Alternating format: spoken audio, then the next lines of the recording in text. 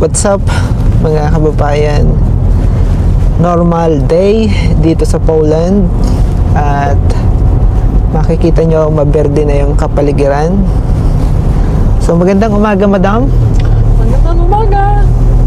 Papunta kami sa meeting niya about 1 hour dito sa tinitirhan namin at medyo traffic kung makikita ninyo sa camera. Ayan.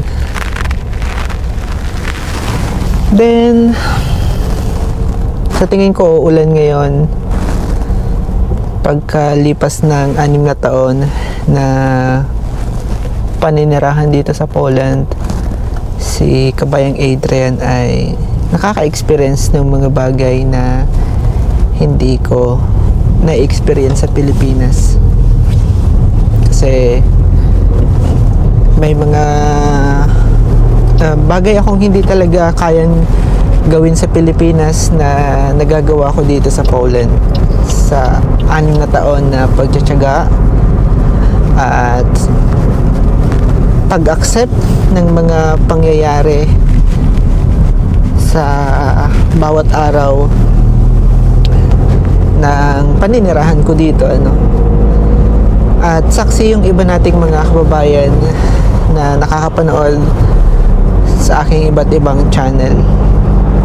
So iba't ibang video yung ina-upload ko, especially sa ibang social media ko,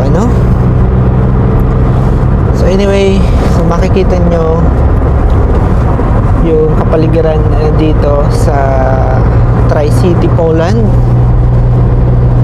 ay mag-green na.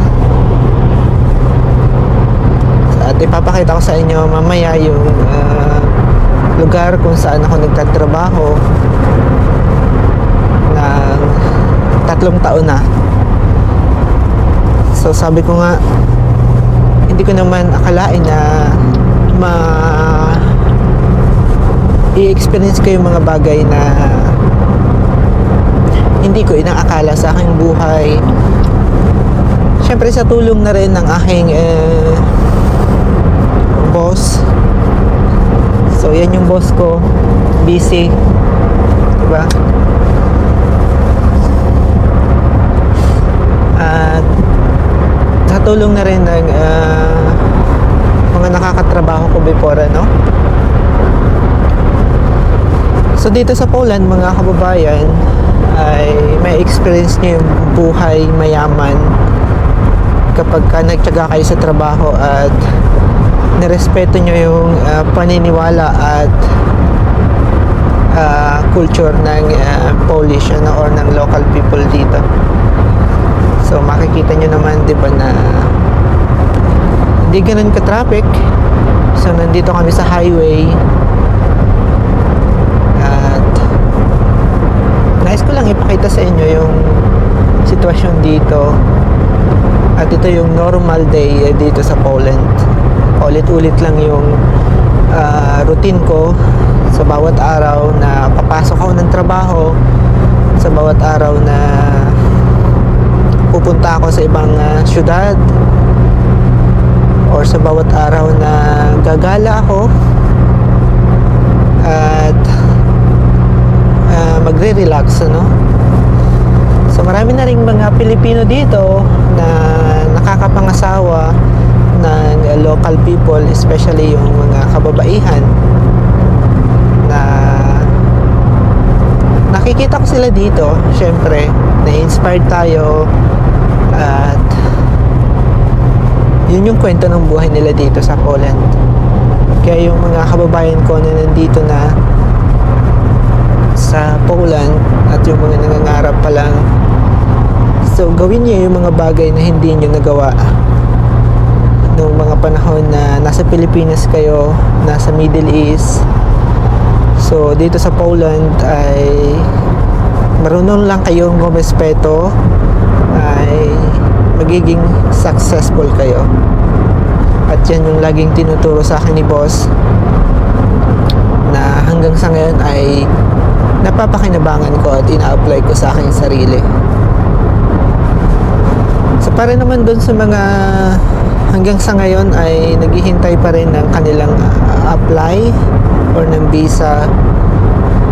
So tiyagain ninyo kung hindi man dito sa Poland yung kapalaran ninyo, baka sa ibang part dito sa Europe. Pero kapag nag-stop kayo sa mga pangarap nyo, nag-doubt kayo, so hindi nyo matutupad yung mga pinapangarap nyo, syempre, ano?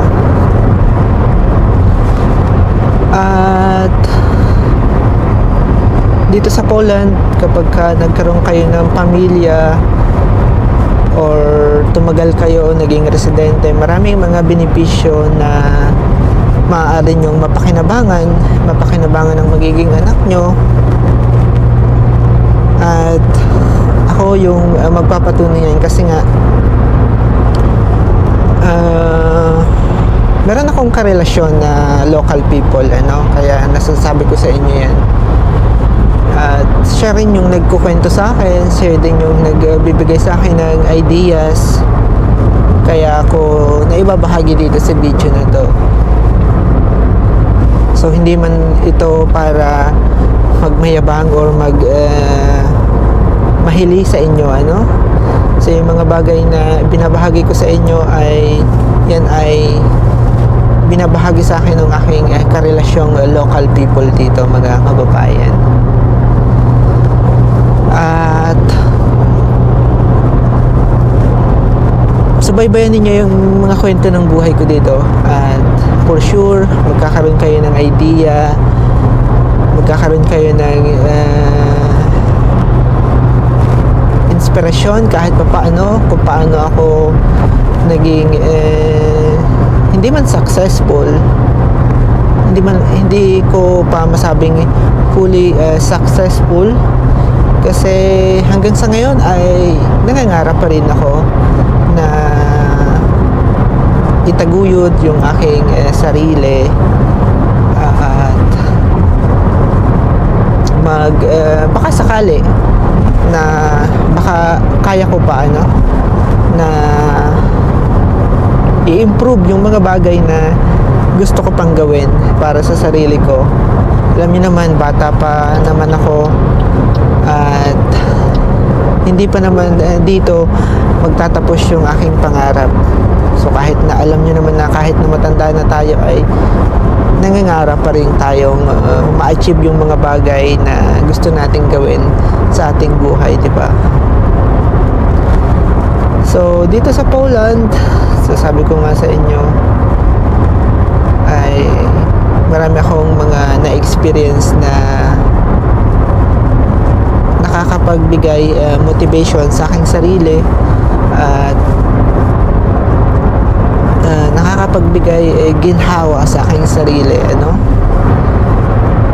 So ang ibig kong sabihin, hindi ninyo kaagad yan makukuha, especially kung nagmamadali kayo. So may proseso yan at kinakailangan nyong tiyagain yung mga pagsubok na maaari nyong kaharapin, ano. Poland ay may pantay na pagtingin, ano. So walang bias, walang mababa ang korupsyon at nirerespeto nila yung bawat isa dito.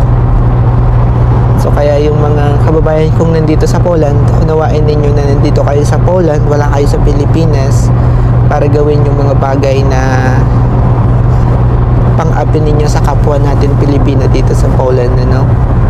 So ilan lang yun sa mga nais kong ibahagi dito sa video na to. So normal day dito sa Poland, at ito yung normal na buhay ko dito sa Poland. Araw-araw ay travel, araw-araw ay nagko-commute, o araw-araw ay gamit itong sasakyan. Ang transportation dito ay by train, car. So napakaganda ng transportation dito sa Poland. Kahit na nakatira kayo sa malayong lugar, ay gagawin ninyong makarating ng maaga dahil nga yung transportation ng train ay napakabilis at yung rally ng train ay napakabilis din, ano. Sa sasakyan naman, so syempre may mga rush hour kaya nagkakaroon ng traffic at medyo marami na ring sasakyan dito sa Poland. So makikita ninyo sa video, ayan, kung makikita nyo, diba? So yan yung sitwasyon dito na araw-araw ay makikita ninyo at ma-experience ninyo kapag nandito na kayo sa Poland. At itong video na to ay nais ko lang bahagi sa inyo ng at least ay meron kayong idea, meron kayong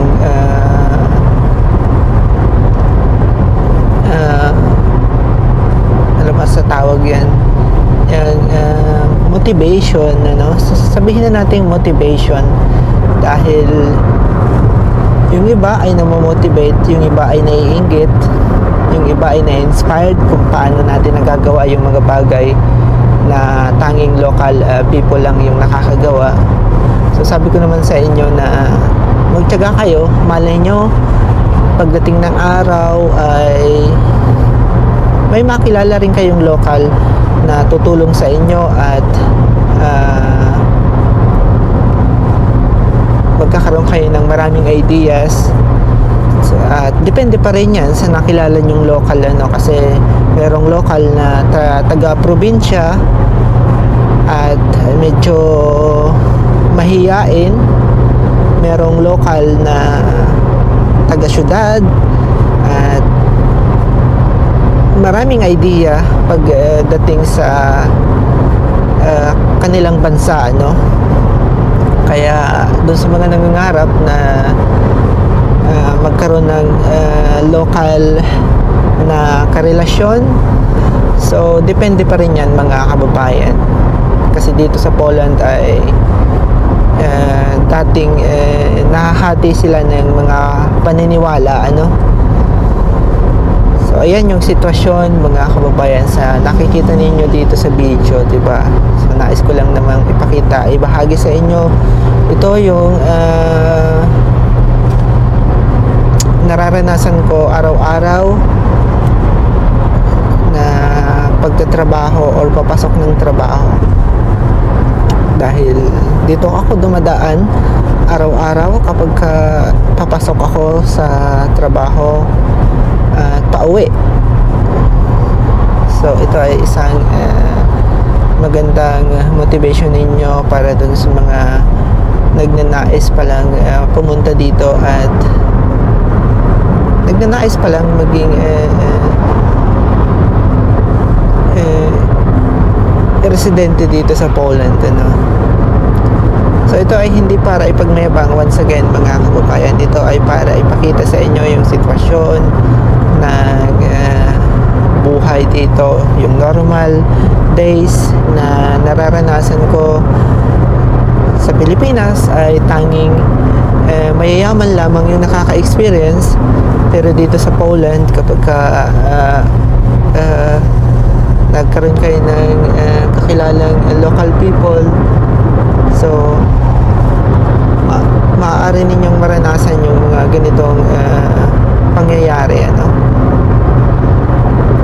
kaya naman binabahagi ko sa video kahit na paminsan-minsan yung mga na-experience ko dito sa Poland, so at least ay may patunay na kahit na laki kayo sa hirap o laki tayo sa hirap, once na nangarap kayo at nagkaroon kayo ng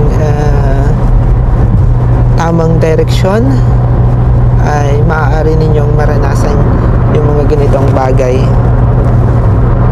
So inuulit ko, hindi ito para ipagyabang sa inyo, ito ay para ipakita sa inyo ang sitwasyon dito sa Poland at magsikap kayo at magtiyaga kayo kaysa bumalik kayo sa Pilipinas, 'di ba? Ang sitwasyon ng ating bansa ngayon ay nakakahiya sa ating mga anak, yung nakikita ng ating yung nakikita ng ating mga nakakabatang kapatid, yung nangyayari sa Pilipinas, yung nakakawala ng respeto, yung sitwasyon ng ating gobyerno, di ba? Puro na lang awayan, walang improvement, walang solusyon na nangyayari. Puro na lang pangbibintang yung lagi kong nakikita at nababalitaan sa ating bansa, ano. Kaya nga nagsikap ako na magstay na lang dito at pinagsisikapan ko yan para at least baka sakaling maitaguyod ko yung sarili ko dito na wala akong natatapakang ibang tao at hindi ko nasasagasaan yung ibang tao, hindi ako nakakasakit ng ibang tao. Kaysa tiyaga ako sa Pilipinas or bumalik ako sa Pilipinas na hindi ko kayang matulungan yung aking pamilya dahil nga alam niyo yung sitwasyon, di ba? Napakahirap ng sitwasyon sa Pilipinas, yung makipagsabayan sa ating kapwa Pilipino. So, yan yung reality, mga kababayan. Kapag simpleng mamamayan lamang tayo, laki tayo sa hirap, kahit na nakapag-aral tayo, ay hindi tayo kayang bigyan ng maayos na trabaho ng ating sariling bansa. At yan yung isa kong nakikita, kaya ako sumikap na magtrabaho abroad. Dahil alam nyo, sa pag-aaral pa lang sa Pilipinas, based sa aking experience yan, ay napakalaki na ng gastos ko. Yung magulang ko ay hirap na hirap kung paano ako itaguyod. Yung mga kapatid ko nawawalan ng pag-asa, diba? So, nung nagtatrabaho ako sa Pilipinas, ay naisip ko kung paano ko matutulungan yung aking pamilya.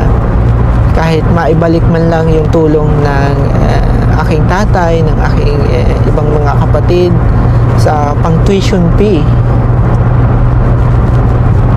So, kaya naisipan ko talagang pumunta ng POEA that time. Paano ko mabibigyan ng solusyon, paano ko matutulungan ang aking sarili. Nagsumikap ako, mga kababayan. Way back 7 years ago, nang punta ako ng ating POEA. Kasi nga, wala naman akong family background dito sa Poland, wala naman akong backer. Talagang sariling sikap yon, mga kababayan, at mapapatunayan ko sa inyo yan. Sabi ko nga sa inyo, balik-balikan nyo yung mga videos ko dito, yung kwento ng aking buhay dito sa Poland. Galing ako sa lalawigan ng Mindoro. Kapag tapos ako ng kolehiyo dyan din ako na ipanganak, para dun sa mga nakakapanood. At talagang sabi ko sa sarili ko na kailangan ko talagang makaalis sa comfortable na lugar kung saan ako pinanganak. At syempre pumunta ako ng Maynila para magtrabaho kasi nga yun yung trend. So nandito na ako at maglalakad-lakad ako, mga kababayan, kasi 1 oras pa bago ang meeting. Kaya maikwento ko lang yung kwento ng buhay ko dito sa Poland, kung paano ako nag-start, kasi maraming mga kababayan ang nagtatanong at interesado sa kung paano ako nag-start dito sa Poland, kung paano nag-start yung journey ko. Alam niyo, mga kababayan, hindi madali yung naging takbo din ang buhay ko dito sa Poland, especially first timer akong mag-abroad at maraming nag-doubt, maraming hindi naniwala sa kakayahan ko na kaya kong gawin yung mga bagay na hindi kayang gawin ng iba. Kasi sabi ko sa sarili ko, aanhin ko yung hirap na na-experience ko sa Pilipinas from elementary, high school, college, hanggang sa makakuha ko ng experience na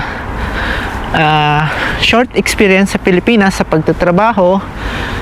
So na-motivate ko yung sarili ko, mga kababayan, sa mga naranasan ko sa Pilipinas, sa mga na-experience ko sa pamilya, sa mga naging katrabaho ko, sa mga naging kaibigan ko, sa mga naging karelasyon ko. So yan ay hindi ko pinagsisihan. Yan ay isang aral sa akin at naging motivation ko yan.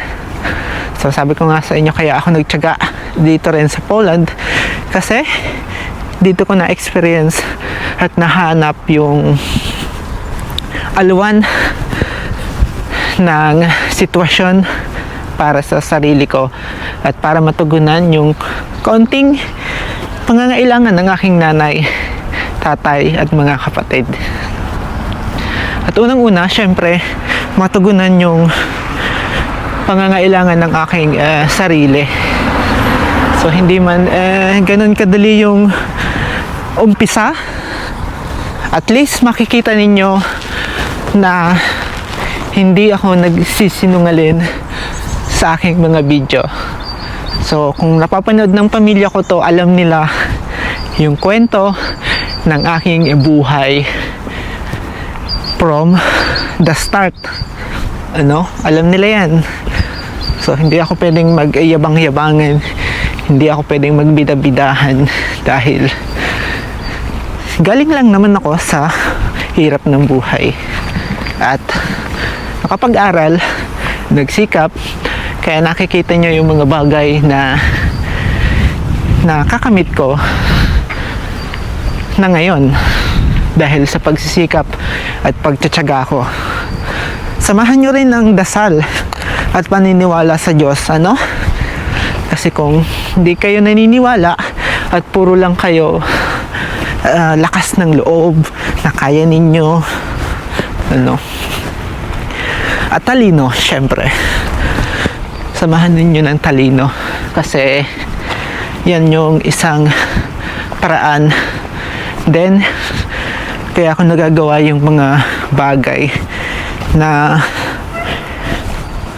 nagda-doubt yung iba nating mga kababayan, di ba? So anyway, dahil nga 30 minutes pa bago mag-start yung meeting, ay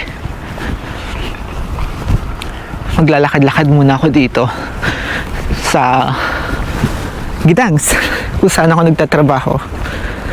At paulit-ulit kong ipinapakita ito sa aking video. Madam, what is the location of this? Oh my God, what's that? So kasama ko sa aking madam here. So dahil nga naglalakad-lakad pa kami, at hinihintay pa namin yung tamang oras para pumunta sa trabaho. So minsan advance kaming maglakad at pumasok. So this is museum. So itong lugar na to, mga kababayan, at magandang balik-balikan. So ilang beses na ako nakapunta dito at ulit-ulit akong bumabalik dito sa lugar na to. So kahit paiba-iba yung season, ay gustong-gusto kong puntahan itong lugar na to, mga kababayan. Itong lugar na to ay yung defense area ng World War II before World War I. So defense area na to, na ngayon ay museum na sa lugar na to, mga kababayan. Sa mga papanood ninyo, ginawan ko to ng video sa mga nakaraang taon pa. So, naisama ko lang sa inyo kasi paulit-ulit lang akong bumabalik kung saan ako nag-start, kung saan ako pumapasyal, kung saan ako nakakapag bigay motivation at relax. Bumabalik at bumabalik lang ako dito mga kababayan. So napakagandang pagmasdan. So paulit-ulit lang yan. So yung lugar na yon, kung makikita nyo, di ba? Napakaganda pagmasdan. At yun yung kalakihang old town mga kababayan. So yan yung kwento ng aking buhay dito sa Poland. Normal days bago pumasok, naglalakad-lakad ako, at pagkatapos ng trabaho, bago magtrabaho, kapag may oras pa, lakad-lakad lang sa attraction dito, or pagkatapos ng trabaho. Kung makikita nyo naman, di ba, ang ganda ang pagmasdan. Unwind muna kayo bago pumasok, or unwind muna bago or pagkatapos ng trabaho. So yan lang yung paulit-ulit kong ipinapakita sa inyo at ibinabahagi dito sa video or dito sa aking YouTube channel. Diba, kay gandang pagmasdan at nakaka-motivate yung mga ganitong lugar at nakakalis ng stress, diba? So ilang beses na akong pabalik-balik dito pagtapos ng trabaho, before or bago ako pumasok. Kapag summer, syempre, or ganitong spring, so maganda na maglakad-lakad dahil green na yung kapaligiran at yung pakiramdam ng klima ay medyo mainit na. So kahit na naka-jacket pa rin tayo kasi hindi pa rin natin kaya yung mag-t-shirt lamang. So 11 degree ang temperature dito ngayon sa Poland. At ayun. So sa palagay ninyo, napakaganda ng lugar na to, di ba? So doon, yun yung kalakihang bahagi ng Old Town kung saan ako nagtatrabaho, yung may Ferris wheel na yun, di ba? Para ako nasa New Zealand. Di ba? So 6 na taon na akong hindi nakakauwi sa Pilipinas at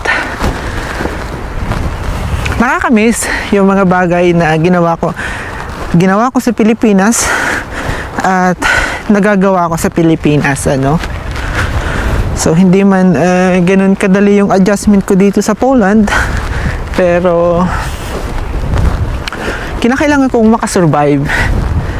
Alam niyo naman, tayong mga OFW ay survival or survivor, di ba? So kinakailangan nating i-survive yung bawat araw, bawat hamon na kinakaharap natin dito sa abroad. So kahit na nagkakaroon tayo ng karelasyon na local, so challenging pa rin yung bawat araw, bawat oras, bawat buwan, bawat taon na nandito ako sa Poland. So hindi man talaga ganun kadali yung sitwasyon.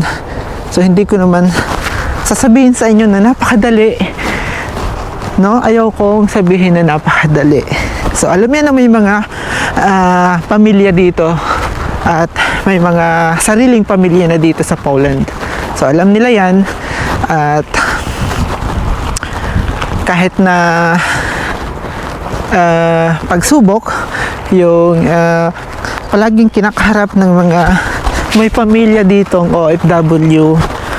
So andito pa rin sila kasi alam nila na mas balance yung buhay nila dito So hindi natin masasabi kasi yung sitwasyon ng Pilipinas sa mga panahong ito ay napaka hindi ako maipaliwanag, di ba? So ayaw kong bigyan ng attention, pero hindi talaga natin maiwasan, ano? Hindi natin maiwasan kasi ang puso natin ay Pilipino. Lalo na pinanganak ako diyan ako nakapagtapos at diyan nag-start yung buhay ko sa bansang Pilipinas. So kahit na anong sabihin ng aking isip na ayaw kong bigyan ng atensyon yung mga nangyayari sa ating bansa, ay hindi ko magawa dahil ako ay Pilipino. Sabi nga, 'di ba? Ako ay Pilipino, batang matalino. Ng mga elementary pa lang tayo. At nakakalungkot mga kababayan. So sabi ko nga sa inyo, ayoko nang ibigyan ng malaking usapin.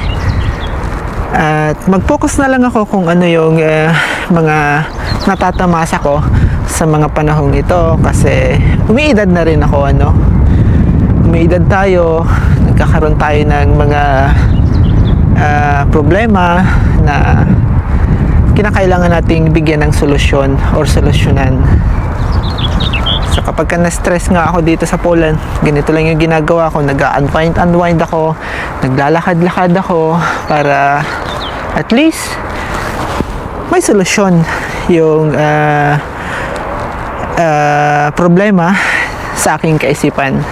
So kapag stress, huwag masyadong magpakalaklak ng alak. So may mga ganitong lugar dito sa Poland, maraming green trees dito na pwede kayong lakaran, mag-unwind. Huwag masyadong magpakainom. Yung mga kababayan ko dito sa Poland, na alam niyo naman na napakaraming alak dito sa Poland, ano, na pwede ninyong mabili sa iba't ibang tindahan dito sa Poland. So para doon sa mga kababayan ko, so pagpalain tayo ng Panginoon. Kung makikita nyo yung cross, ano, yung mga kababayan ko dito sa Poland, patuloy lang kayo sa pagsisikap, magtiyaga kayo, mag-focus kayo sa sarili nyo kung paano itaguyod, mapaunlad yung ibang mga kababayan na naiinggit. So alisin ninyo yung inggit sa sarili ninyo at pagbutihin lang ninyo yung sarili ninyo, ano, ma-enjoy ninyo, mind your own business, itaguyod nyo yung sarili nyo, tulungan nyo yung pamilya ninyo, yung mga anak ninyo. Ganyan lang, ano. Gawa kayo ng video, i-document ninyo yung kwento ng buhay nyo dito sa Poland. At paulit-ulit lamang yan, ano. Paulit-ulit lang kasi yung season dito sa Poland. Paulit-ulit lang yung ginagawa natin dito sa Poland. So wag ninyong sayangin yung mga araw, oras, panahon, taon na nandito kayo sa Poland. So ganyan yung ginagawa ko, yan yung motivation ko. So once again, maraming salamat sa nagsusubscribe sa aking YouTube channel. And magkita-kita tayo sa mga susunod kong upload dito sa akin YouTube channel. At syempre sa aking live. Once again, Madam, thank you so much. Hello. Bye. Salamat. What? Salamat? Salamat. Salamat, kabayan. Salamat, kabayan. Your favorite word is kabayan. Kabayan. Bye. Bye.